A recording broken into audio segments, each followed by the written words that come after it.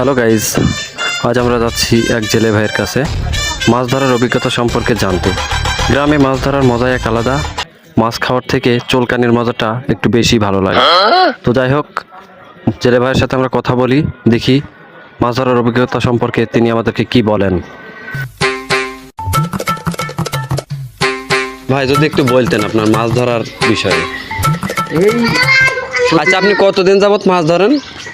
মাঝে সাথে রেগুলারই যাই, প্রতি বছরে এক আধবার করে যাওয়া হয়। ও, সে তুফানের মতো প্রতি বছর এক আধবার আসেন। আচ্ছা, আপনার মাছ কেমন হয়েছে দেখি তাও, কতটুকু হয়েছে? মাছ ও মাশাআল্লাহ মাশাআল্লাহ। তা কয় ঘন্টা বেঁধে ধরিছেন মাছ কড়া? এই ঘন্টা তিনিক। ঘন্টা তিনেক। আচ্ছা, এই মাছ যদি 1 ঘন্টা ধরতে হয় সাপোজ, তাহলে আপনার কয় বছরের জন্য হসপিটালে ভর্তি থাকা লাগবে? তাও মনে করেন 1 মাস দিন হসপিটালে বসে চুল কেটেই হবে, শুধু আধা ঘন্টা। চুল করতেই হবে? আধা ঘন্টা শুধু চুল কেটেই হবে। চুলকনির ব্যাগটা কেমন?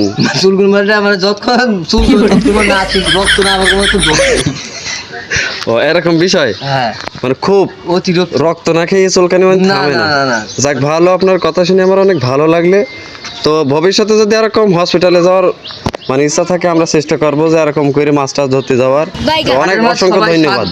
পাই বলে তো এই জন্য মাঝে হাট একটু মাছ। ও আচ্ছা আচ্ছা, তবে চুলকনির স্বাদটা মনে হয় একেবারে কম না মাছের থেকে। মাছ দেখাও, মাছ দেখাও।